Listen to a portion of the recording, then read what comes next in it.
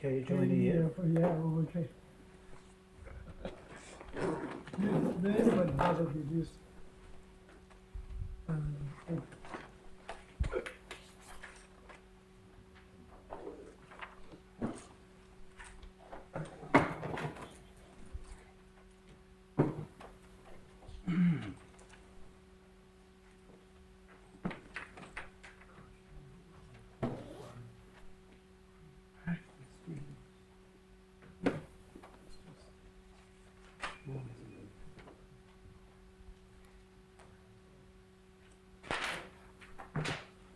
So today you will tell all.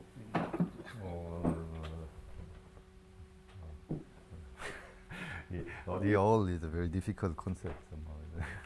Yeah.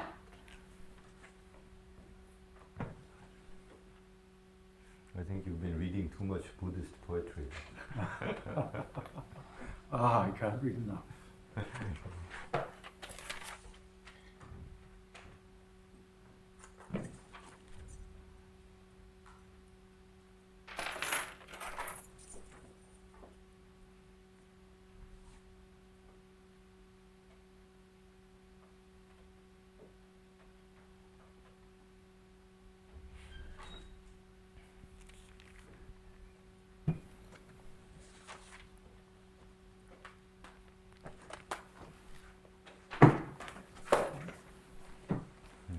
Florian, I guess you will come. Start. He just came. oh, okay. He just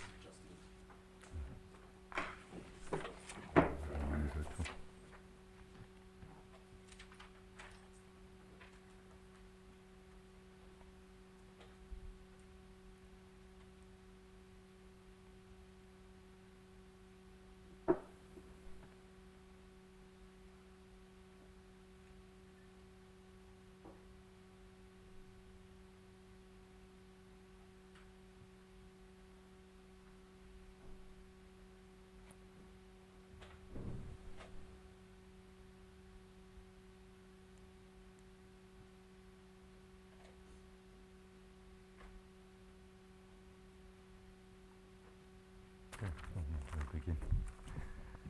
So we'll start with lecture 3. So last time, I'll recall to you, I was my notation for Prof group. Which that for convenience, I was taking the abelianization to be Zp to the D for some D, and we fixed a set of generators. And so these are the pi, such that their classes give a basis.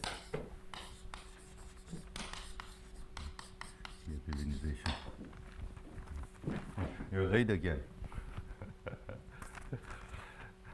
So your line would throw a chocolate.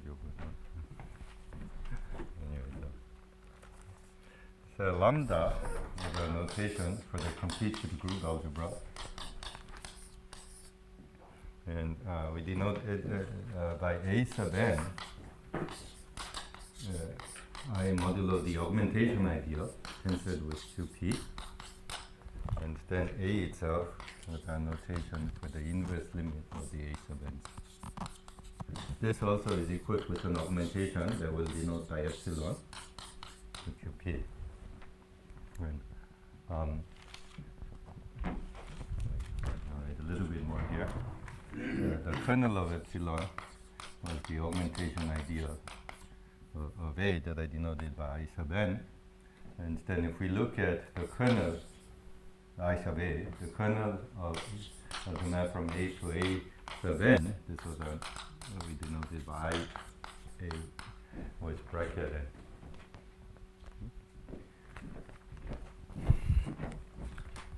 Now, the map from pi to lambda, the units of lambda, that's how we will map the units of A. So we discussed this last time, and in a slightly circuitous way, I mentioned the co-product as well.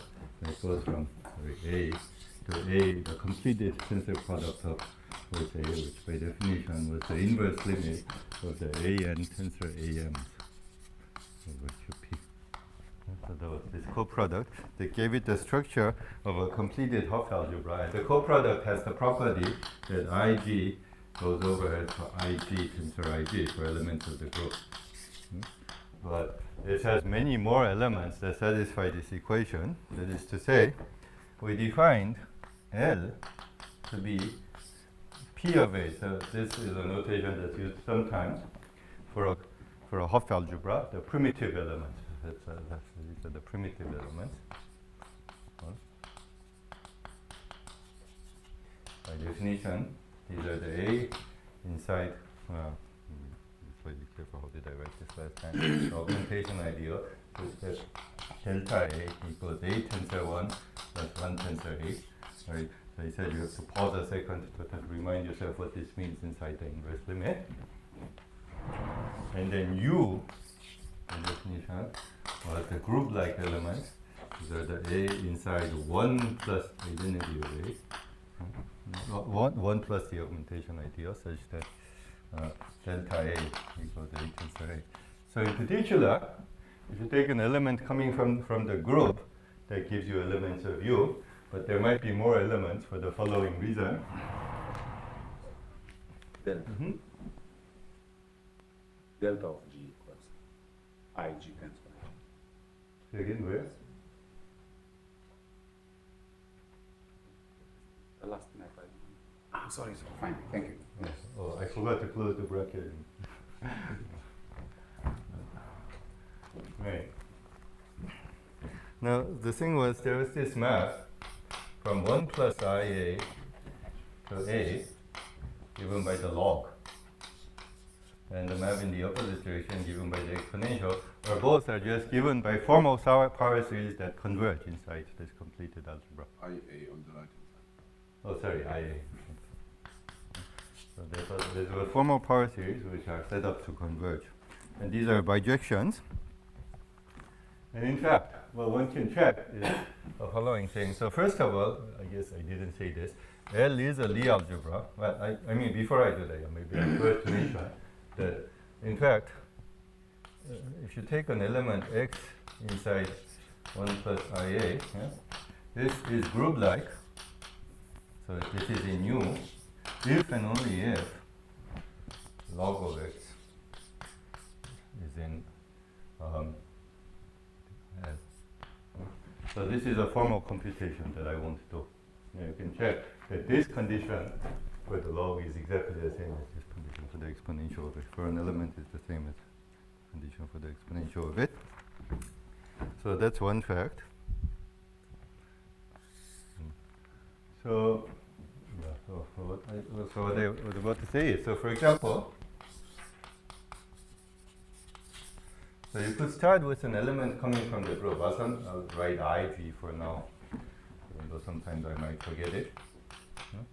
And you can take, so first of all, of course, we can write this as 1 plus G minus 1. So it lies inside here, 1 plus the augmentation ideal. And so we can take its log. And then this is a Lie algebra-like element because co-multiplication is defined in such a way that these are all group-like. But if you look at the condition defining these primitive elements, what we can do is multiply that by any element of QP for lambda and QP. And this will still be Lie algebra-like. This will still be primitive. And then, so if we take exponential of it, this will be group-like. So in other words, what we have is something that we might call G to lambda. You can take any QP power of an element of G and it's still group-like, indicating that there are many more group-like elements. I mean, there are much more than this as well, but there are many more group-like elements than come directly from the group pi.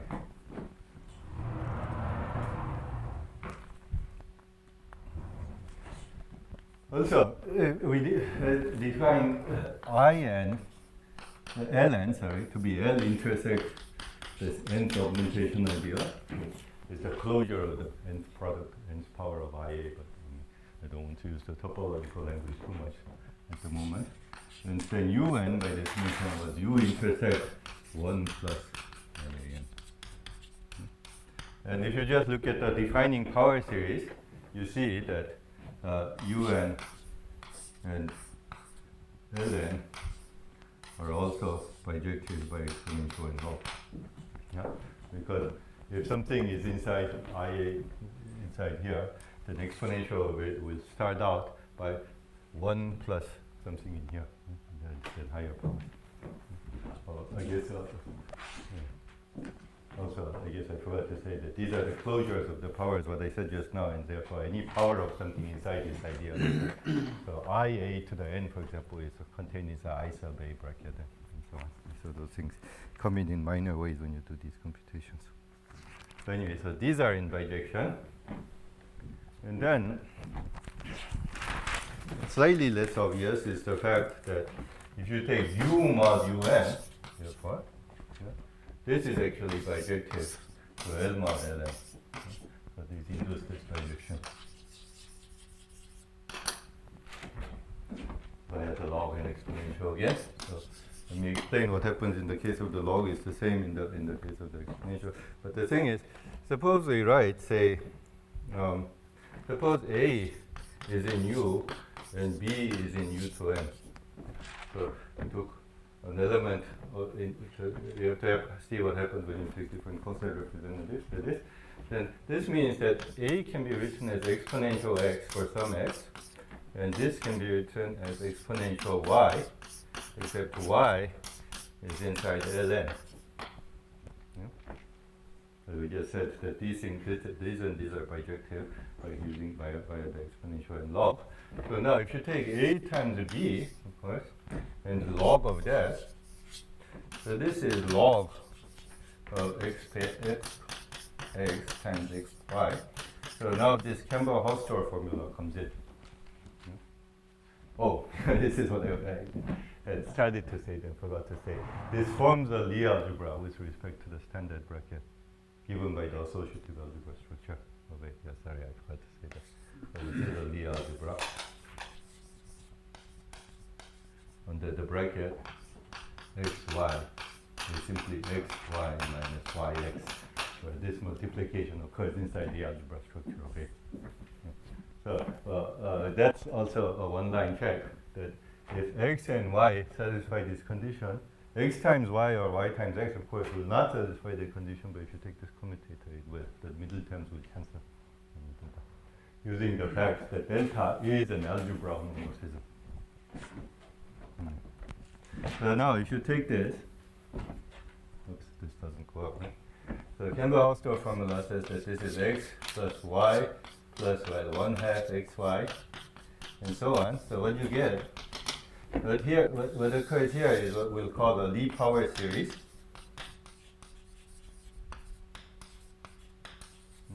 Meaning power series in brackets, with increasing degrees of brackets. But of course, they all involve y, right? They will all involve y. You can't have just brackets of x, that would be 0. And so they all involve y. And y was inside ln, inside, in other words, the nth augmentation idea. So if you keep bracketing with more things, this is inside all this stuff over here, including y. This whole thing inside the rectangle is inside this ideal. Yeah? So A times something inside un, if you take log of that, will be x times something inside in. So that's the compatibility of this map. So this is the Campbell-Hausdorff formula. Now you have to check the opposite direction for the exponential. It does take a little bit of checking, but the corresponding formula in the other direction is called the Zassenhaus formula. So I'll let you look that up rather than.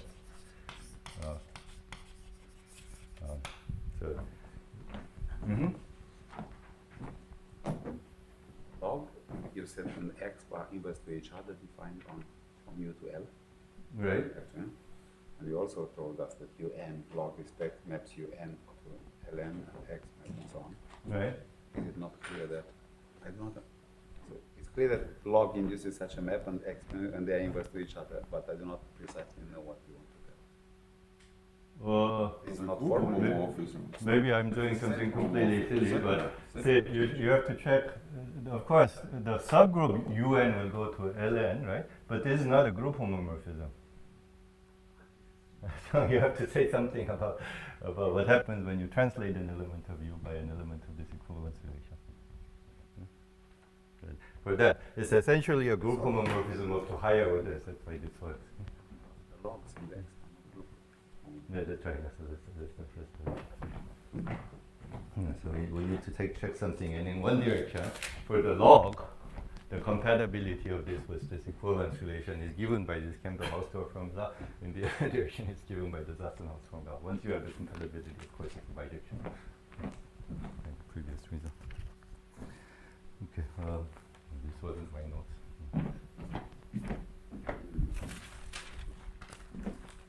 Right. In fact, the remark, therefore, that arises from this is this. So if you look at L mod L n plus 1, right? First of all, so this is a subspace of I mod I n plus 1 tensor QP, right? Remember, it was A n, which was, well, we could view this as A mod A I n, but of course this was lambda mod I n tensor QP. And similarly for all these ideas, all the augmentation, IA mod IA, and you get this kind of formulas as well. So this is a vector subspace. This is a subspace on the one hand. And if you look at U mod UN plus 1, this is an affine subspace. Same thing. If you look at this, so this will be an affine subspace. Sorry, I mod UN plus 1. This is all lies inside AN. So that's this. So this is an lies inside this affine subspace. Yeah. Now, if you look at log here and exponential here, these are polynomial maps. That's clear because the power series terminates after a while. So on this spaces, you get polynomial bijections from one to the other. What do you mean by the affine subspace? Oh, meaning A plus a Some vector, kind a number plus a vector subspace. Some vector plus a Translate vector. so? Translate over vector subspace. Sorry? Or modulo. This Is that so? I don't. Sorry? This is a vector subspace, and I've translated it by 1. But why is the left side contained in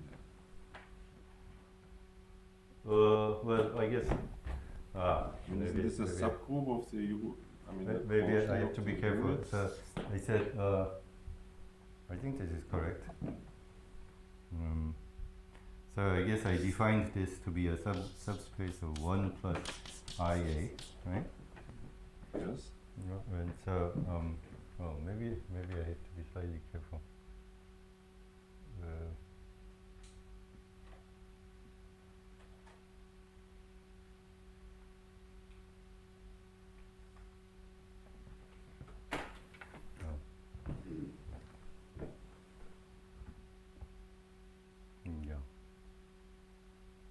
Yeah, you're right. I was being slightly sloppy here. So, of course, and then UN is contained inside 1 plus IAN. This is the way we defined it. So, what we get is that U mod UN is contained inside 1 plus IA mod 1 plus IAN. Yeah, this is the correct statement, of course. But so, yeah, maybe I didn't. Yeah, you're right. I need to be careful about what the statement is.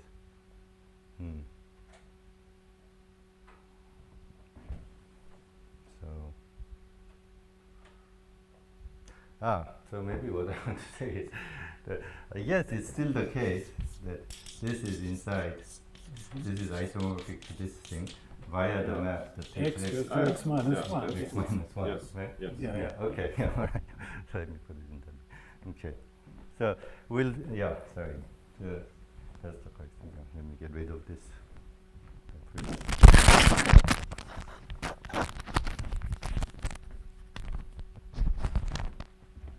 Yeah, there was a bit of a flustered moment there, but anyways, so using this, we'll put on UA the structure of. We can just use UN as a subspace of this guy. Yeah? And with respect to that structure, in fact, yeah, that's what I should have said. So if we consider the map from now IA mod IAN in the obvious way, in that sense, I have to be slightly careful in the way I say it here. I guess I should write here log 1 plus something. Let's write it in this way. And here exponential is exponential of something minus 1. You look at these maps. Okay, so now this is a correct statement. These are polynomial maps in both directions. Okay. Maybe with n plus 1. Sorry? N plus 1 of n. Yes, n plus 1. That's right. Yeah. Thank you. The convention was n plus 1. Okay, very good. This is the correct statement. Right. So the point is that therefore this actually, but this is a vector subspace. So this naturally has the natural structure of subvariety, of an algebraic variety.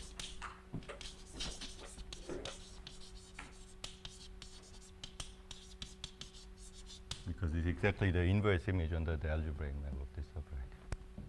Okay, so that's the statement I really wanted to make.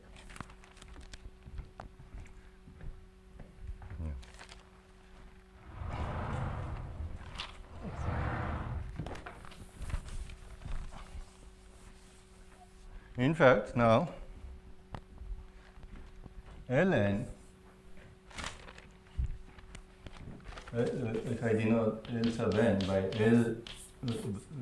L mod ln plus 1, this has the structure of a nilpotent Lie algebra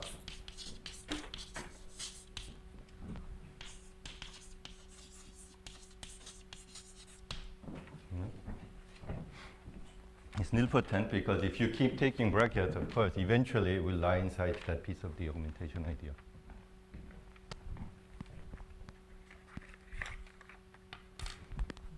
So this has the structure of the nilpotent Lie algebra. And un, remember, which was just u mod un plus 1, it has this natural bijection to L mod Ln plus 1 that we just discussed. So this has the structure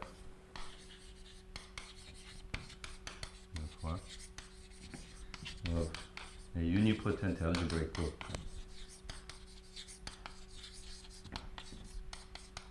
With Lie algebra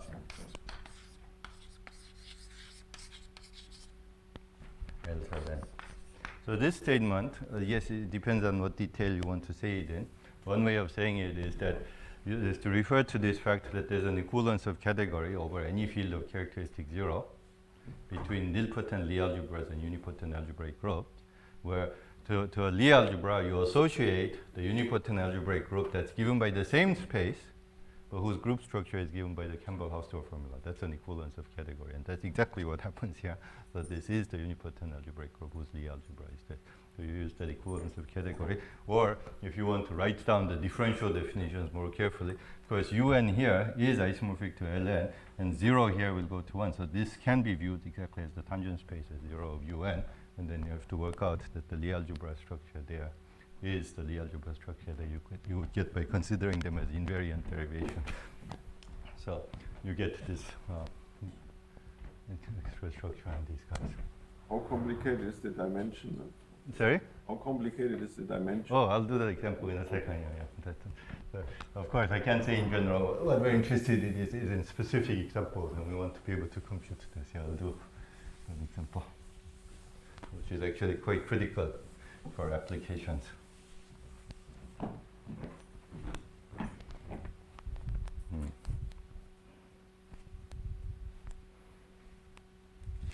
Okay, now I defined this in this way, but now denote by Ln, right, the descending central series. So this is the lower central series with the bracket, meaning L1 is L, and L bracket n plus 1 is L bracket Ln. And similarly for un. I'll take commutators in the group. Okay. So then the theorem which is a little bit tricky in fact, is that ln is ln. These two are the same. And of course, as a corollary, we get the un as un. It's the same one. Remember, the way we defined this thing over here was the primitive element intersected with this nth augmentation ideal, right? This nth ideal. But that's exactly the same as the commutator in the commutator. So that's the same. So let me prove this for you.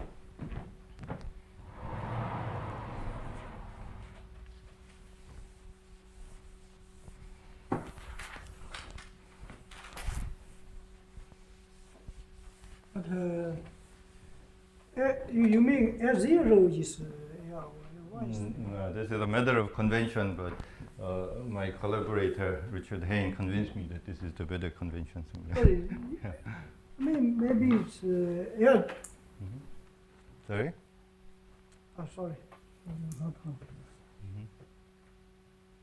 Question? No. Mm. Right. Okay, so let's give the proof. So I'll cite a theorem along the way, which is the main thing, but I won't cite it until it comes up. So first of all, ln is clearly contained inside ln, because if you take brackets, keep taking brackets, you're taking products of elements that are already inside the augmentation ideal, the first augmentation ideal, so they'll keep increasing. So this inclusion is clear. The fact that everything in here can be expressed as a bracket, that's the tricky part. So what we do is let's look at the associated graded algebra. I write it as group of A.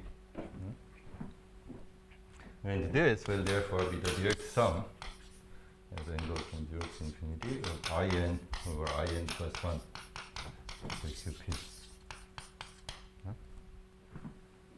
So we can look at this associated graded algebra. And this still has the structure of a co-commutative Hopf algebra. Yes, I forgot to mention this fact that this is a co-commutative thing, but anyway, this is a co-commutative graded Hopf algebra.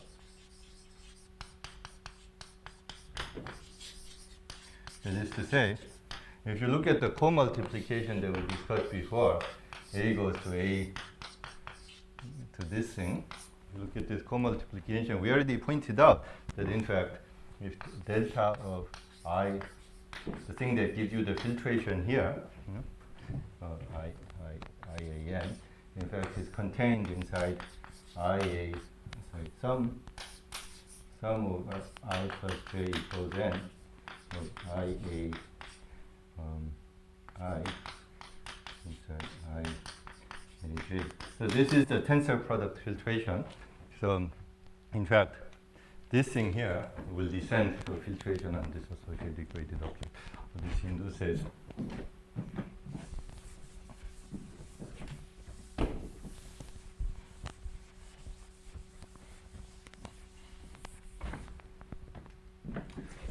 induces a map from this associated graded algebra.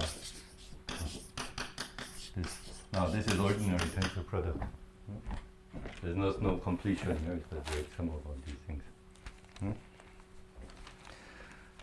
Now, so that's one thing. On the other hand, recall these generators AI. This was the basis. These generators for pi.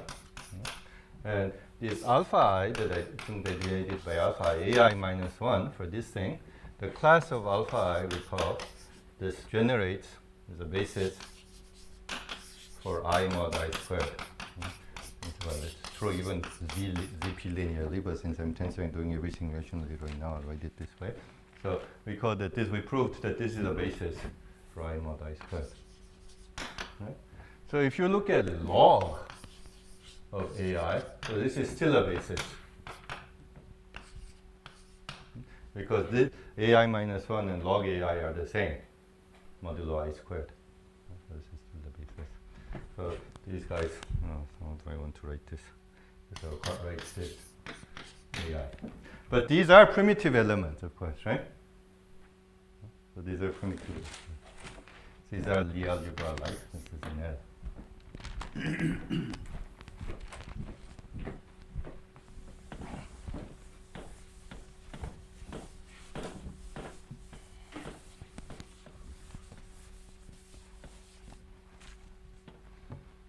the classes of AI inside I mod I square is also primitive for A for this house algebra for A. Sorry? Alpha. Sorry? Oh, no, well, it's the same, but that AI is the log, alpha is AI minus 1. Alpha I is the log, is AI minus 1, and big AI is the log of little AI. They're the same mod I square. Sorry? Okay, yeah. So Yeah. AI is alpha I plus Yeah, all of that. sorry, these are the same mod I square. But anyway, so these are anyways primitive for this graded half algebra, associated graded half algebra. So, and of course here GRU 0 of A is just going to be QP. Yeah, it's just A mod I times QP, so that was QP. Now, so this is primitive so this is what you call a primitively generated graded connected half algebra.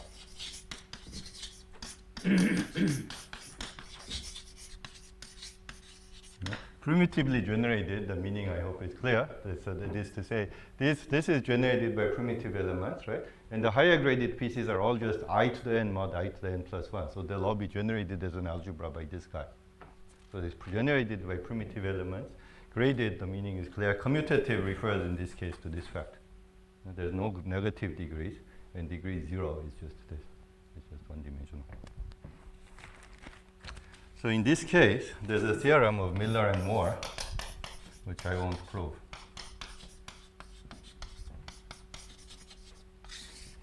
Which says that if you take the primitive element of this Hof algebra, in the previously defined sense, the Lie algebra-like element, of course this is a subset of A, so this inclusion induces an isomorphism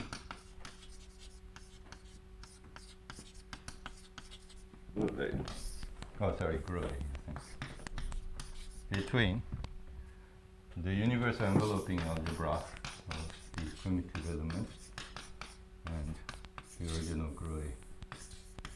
Okay, so let me say it again. The theorem is that if you take a primitively generated graded commutative Hof algebra, a graded connected co-commutative Hof algebra, sorry, let's say that. Then, if you take a primitive element inside that Hof algebra, then the original algebra just gets identified with the universal enveloping algebra of this Lie algebra of primitives. That's the theorem of Miller and Moore. This is from their paper on structure of Hof algebras around 50-something, I guess.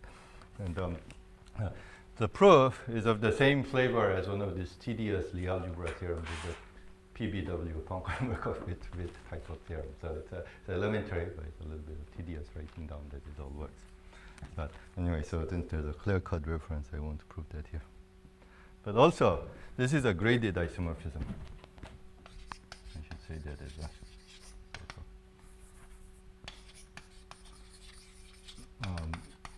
If you take the universal enveloping algebra of a graded Lie algebra, then it's still graded. If you look at the relations, then the grading is they preserve the grading. Although a general universal enveloping algebra is only filtered. Right. So there's that fact.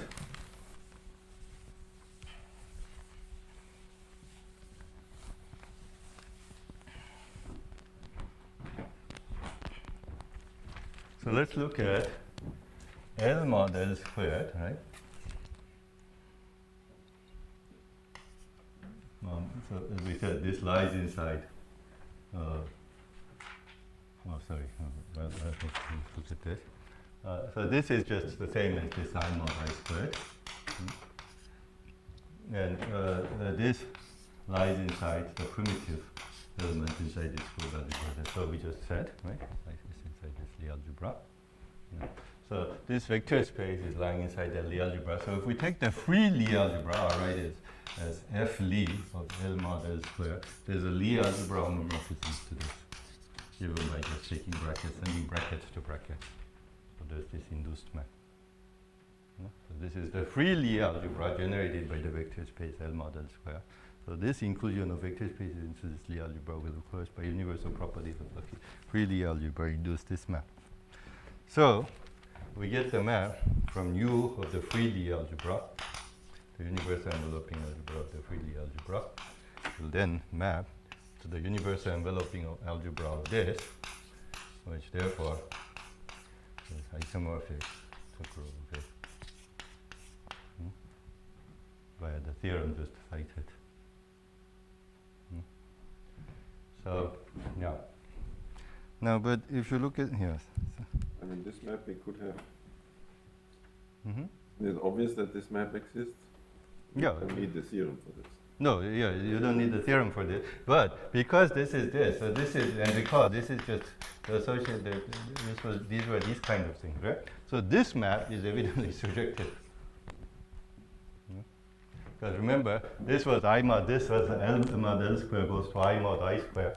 And as an algebra, this is generated by I mod I square. So this associative algebra, all the products will go with the product, and this will be surjective. So now this allows us to say that the map of universal enveloping algebra is surjective. And therefore, now by the PBW theorem, there's no choice. The map of Lie algebras has to be surjective.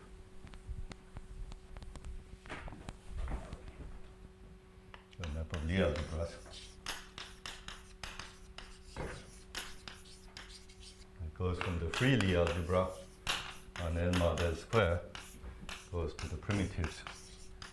So this is surjective.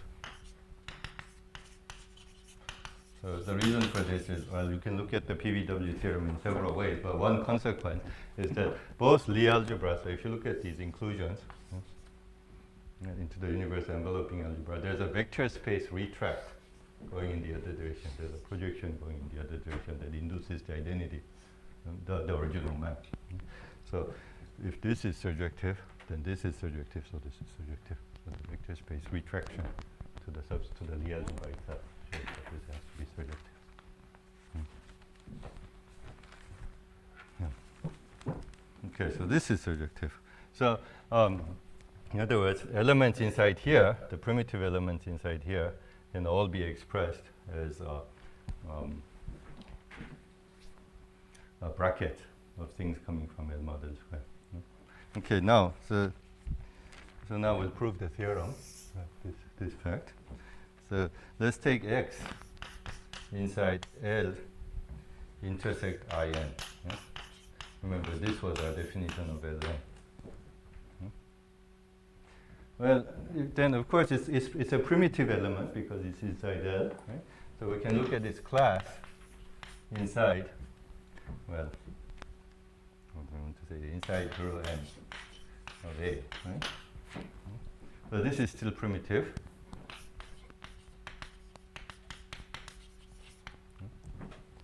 Inside the associated graded piece the piece inside the associated graded algebra is primitive. So we can express X as, write as P sub n of A1 through AN, where this is a Lie polynomial.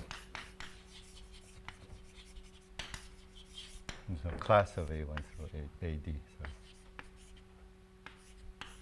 So by the previous surjectivity, any primitive element can be written as a Lie polynomial in the AIs. But then,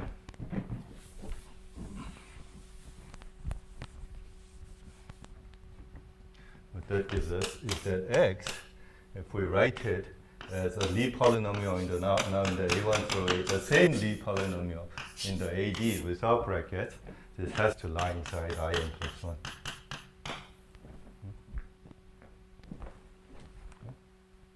Since they're equal mod IN plus 1.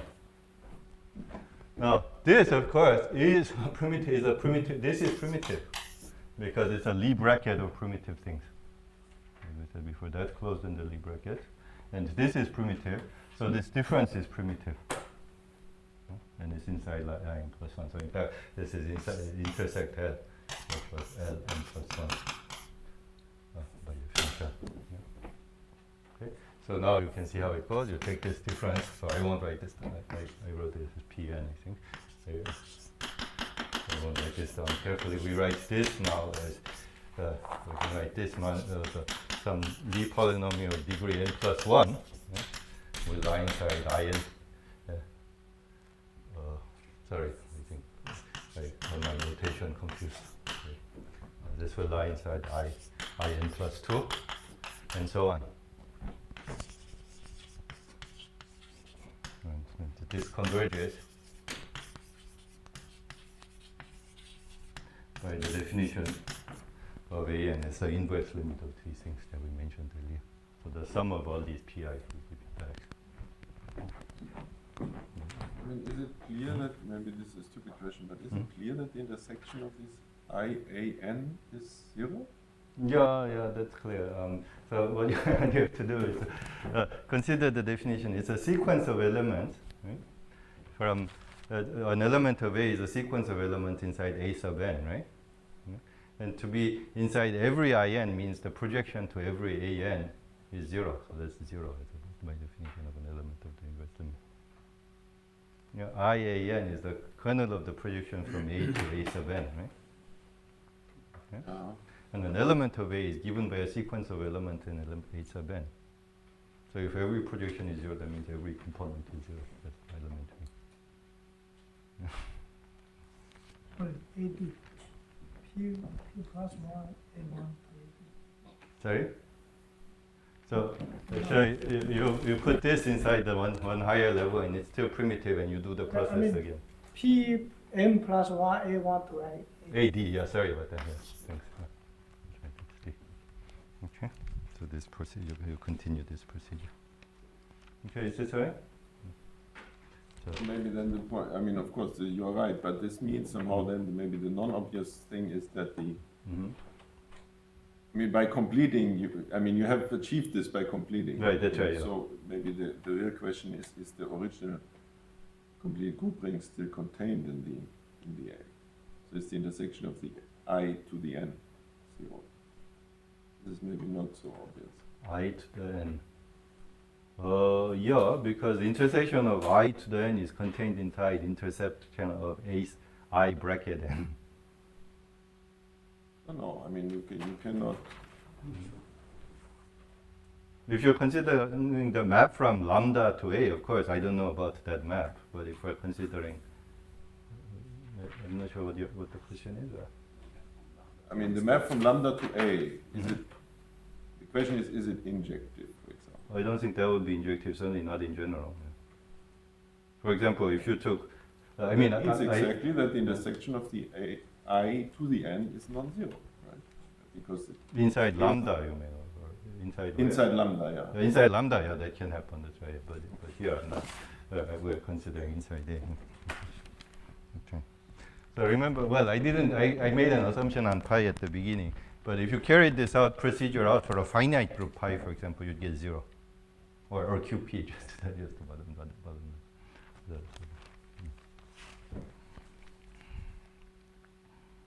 Okay. Right, no. Really? Sorry? Yeah. The intersection of I to the N is 0. Why would you get just, couldn't even a finite group be? No, I'll say in a, well, so the point is that... I think you explained this to me. Yeah. An arbitrary group-like element has a log inside here. And if you have g to the n equals 1, log of g to the n equals 0. So n times log of g is 0, and g has to be 1. And the point is the finite group can sit in a unipotent group, but not Zaleski can sit. That's right, yeah. The unipotent completion of a finite group is 0. So it's a 2U. Yeah. Okay, anyway, so that's this theorem. So as I said, it's slightly tedious, and it relies on this Milnor-Moore theorem. Somehow, yeah, it was interesting that the fact referred to here comes out that inside is referred to in many places. People talk about unipotent completion and Hodge theory of fundamental groups, and they all refer to the appendix of Quillen's paper. And the theorem, as stated, isn't in Quillen's paper. You can deduce it from various things. I referred to it as well, but it's not there.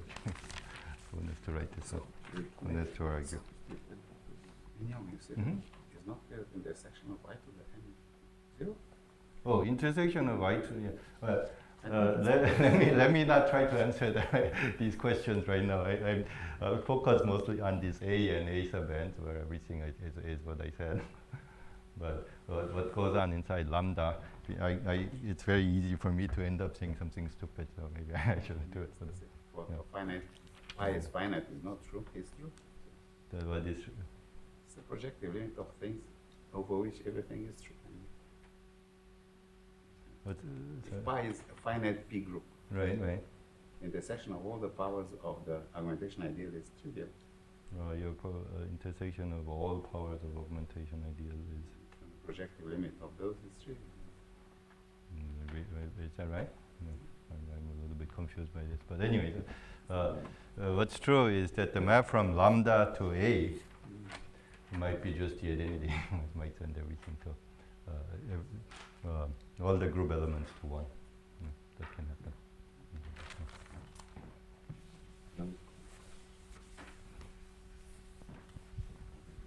Kernel of this map, isn't it? The kernel of this map exactly the intersection of the I to the n? This is contradictory. Saying it's 0, so the map effectively says there are examples where the map is somehow the trivial map.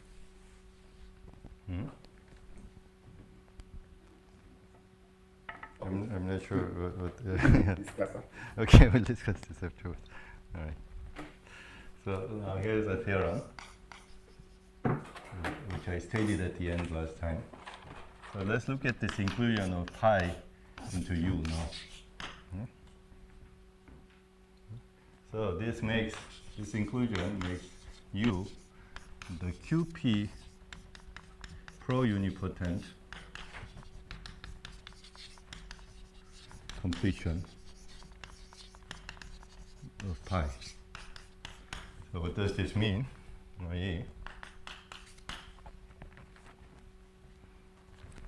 Suppose given any continuous representation into all. It's not an inclusion, this map, is it? No, it's just a map. Because you said inclusion. Oh, sorry. Yeah. Yeah.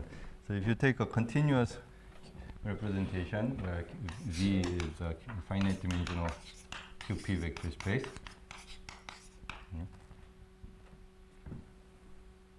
And this is a unipotent representation.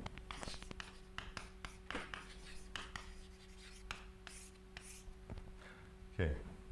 I forgot if I said what this means last time. Let me just write it down here.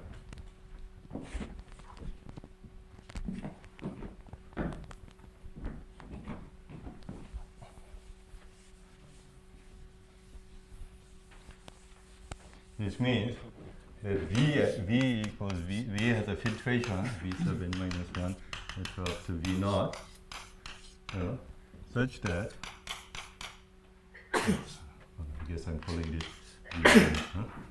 Vi mod Vi minus 1 is the trivial representation. It's trivial action.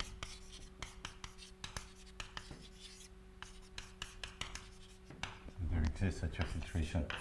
That's what it is to be a unipotent representation. Okay? Repeated extension of trivial representations. That's what unipotent representation is. Right. And so the statement is that given any continuous finite dimensional QP representation, then there exists a unique map where this is an algebraic map. Of course, factoring through some u sub n. So this representation is represented by an algebraic map from this thing. So this is the universal map to unipotent algebraic or pro-unipotent pro-algebraic. So that's the unipotent completion. And this group algebra is a relatively concrete construction of the object. This description is convenient for many reasons. For example, if you say this correctly, I'm not focusing on that issue right now. But if you say this correctly, it shows that this unipotent completion commutes with changing the base, for example. Changing the coefficient. UN is what? Is the image? Zero.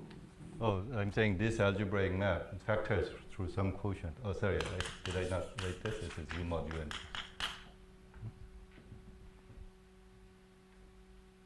Rho factors through U. Yeah, that's right. And this map factors through one of these quotient U sub n. It always factors through one of those. That's right. It's actually that the map is algebraic. That's right. And that's what of course, I won't. If you choose a different n, I won't say exactly what the uniqueness means. This uniqueness means inside the limit of Holmes that it's unique. You can choose a larger m for perversity if you want, but then that means that this thing restricted to UM will be that m. Yeah, so you can say the category theory carefully enough to say inside what category this is a limit. This is a unique map. Okay.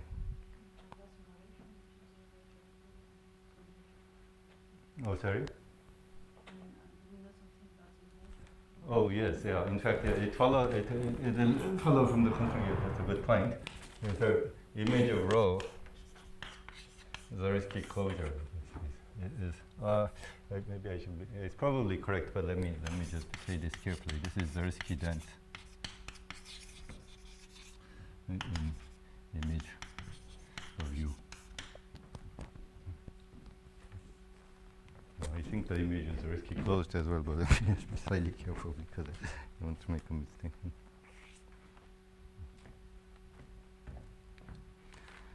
Okay, so let's give the proof. No.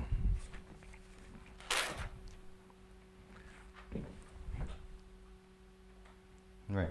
So first of all, if you examine the map from pi to any one of these U sub n, right, this is Zariski dense.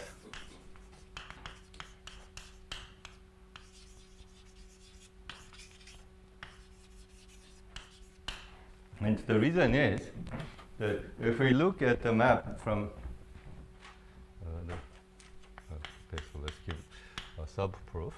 If you look at the map from pi abelian to U sub 1, yeah, which is the U abelian, U mod U commutator, right? Remember, this actually was just pi abelian tensor QP. That's what we discussed. This was also isomorphic for I mod I square by the map that says G to G minus 1, and same for U abelian. So in fact, this is evidently the risky dense. So this has the risky dense image.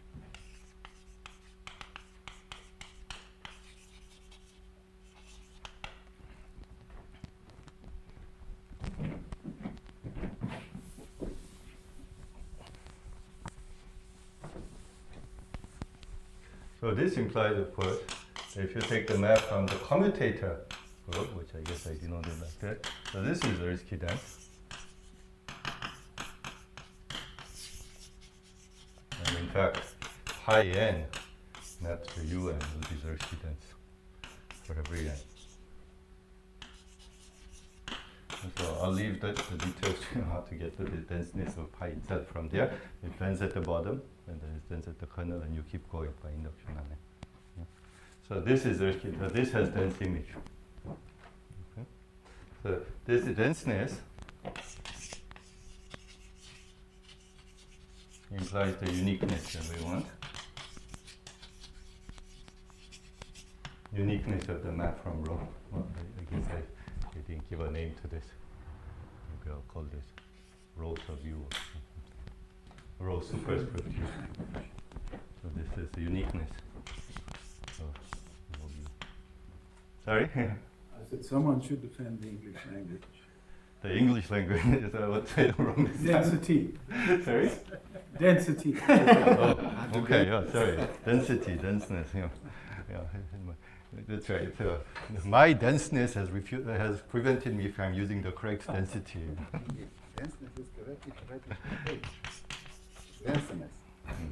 Dense. Right. It's either French or it's English or something. I just can't get away from these issues somehow. Which country's language? Right. And this I mentioned last time. This uniqueness is actually the tricky part because recall. Sorry. Sorry. This uniqueness actually is tricky, although I said it very casually. Because in fact, it relies on the fact that that all of these are UN. In order to give this proof correctly, you have to think about it a little bit, but this is actually, you have to use the fact that these are the usual commutators. So it's slightly tricky actually. But the existence is actually quite easy now. So let's start with this pi.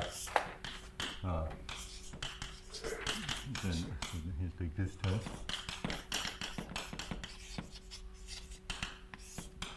Right. So this is a continuous map. So we get a map from lambda to here. I'm running out of ways to name these things, so let me call this rho. Sorry, not lambda to here, but lambda to the endomorphisms of V. So there's this map. So these are inside the end of V as units. So this is a continuous map. So we get a map from lambda by the universal property that Peter referred to.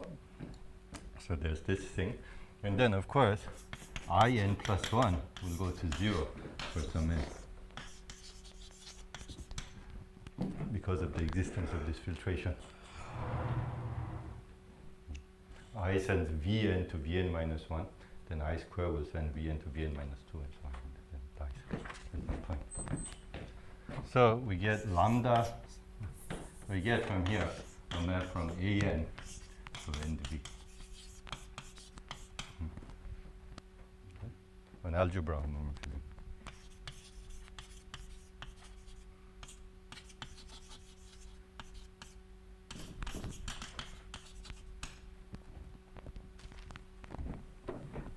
So your n is the same n of this. I think it's the same end that I use here.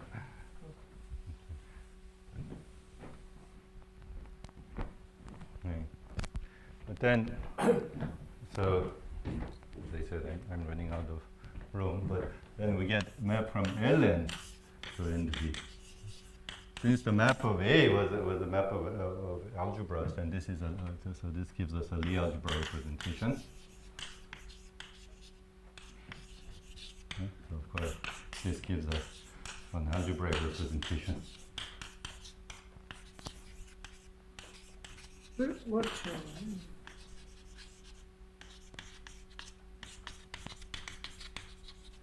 Sorry? Question? Yeah. Okay, so there's the map of associative algebras will give us this Lie algebra representation, and then that can be integrated by this nilpotent situation to an algebraic representation of UN. And of course, I hope it's obvious that this is compatible with the original rho, although it takes a few lines of writing to check. But it's all set It's up. like Quiller. Sorry? It's obvious like Quiller. No, more obvious than Cullen. Yeah. Okay, so that's the general construction of this thing. So maybe actually I'll take this moment to state one other theorem regarding this construction, which is actually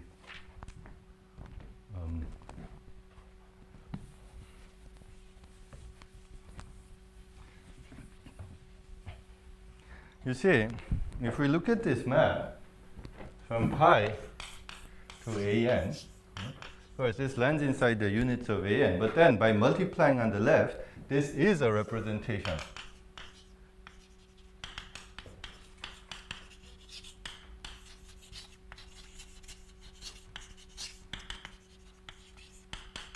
Really, just by multiplication on the left.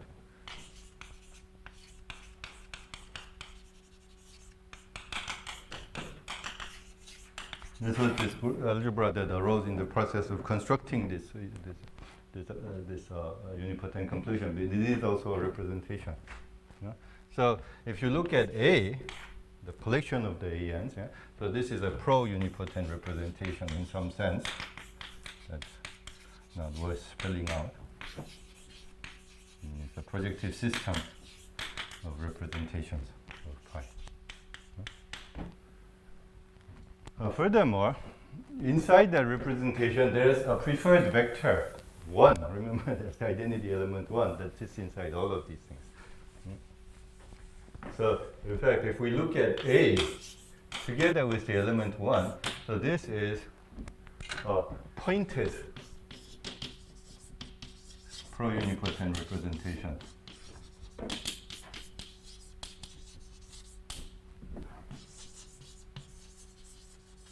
Pointed meaning there's a choice of a vector in there, like a pointed covering space that occurs in the topological or orthogonal context. So it's a pointed universal, very pointed pro-unipotent representation. And it's an obvious theorem actually at this point that A together with vector 1 is the universal one. Universal pointed pro-unipotent representation.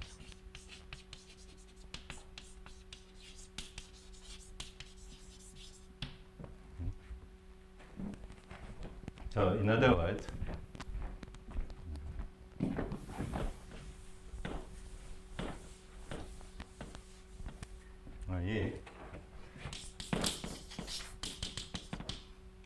if pi goes to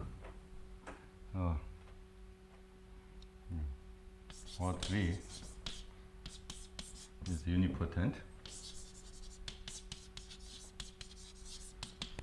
and you fix any vector inside V, yeah, then there exists a unique map from A1 to BV, a unique map of representation.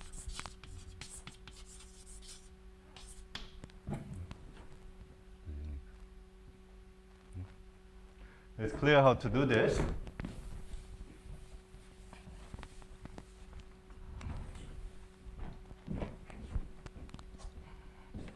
Well, see, we already know, we've already pointed out that just give one more letter for a second.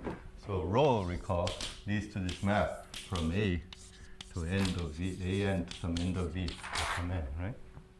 Okay. So then you get a map that from here you get a map from A to V by evaluation. That is, A will map to A multiplied onto V. Okay. Then of course, 1 goes to V for one thing. Okay. Then of course, this is pi equivariant because pi multiplies on the left here. So then when you go over here, you multiply on the left again. So in fact, it's a map of representations. And again, of course, it's unique because AN is generated cyclically by this vector as a representation. So that's it. So in fact, this is the universal pointed unipotent representation that serves the role of the universal covering space in some sense in this linearized unipotent setting. Okay, so I'll explain the remark and give some examples next lecture.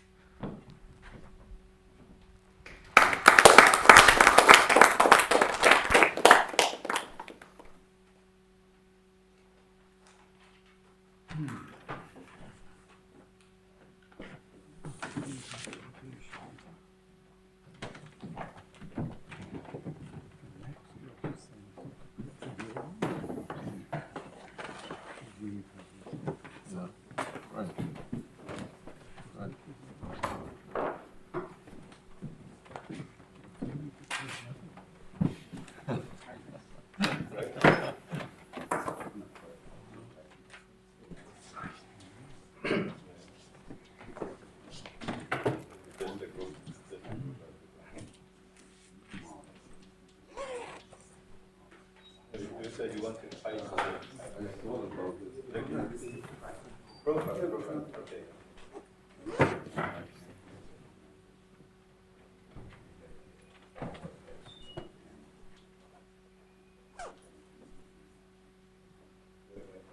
But even if you take CP, or an odd CP,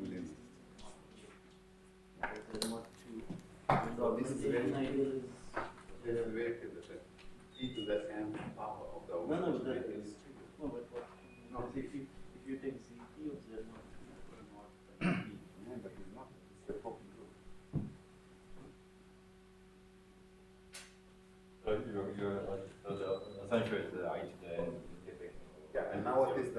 augmentation idea. Yeah, whatever it is, generated by 1 minus g. Right? Now, when you take it to the n times the order of 5,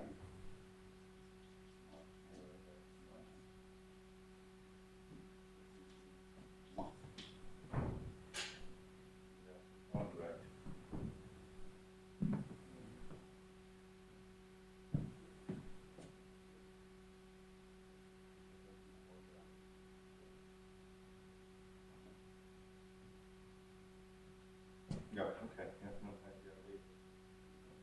it doesn't contradict my no, necessarily. For appendix, in particular, this an embedding. Lambda embedded in But then what about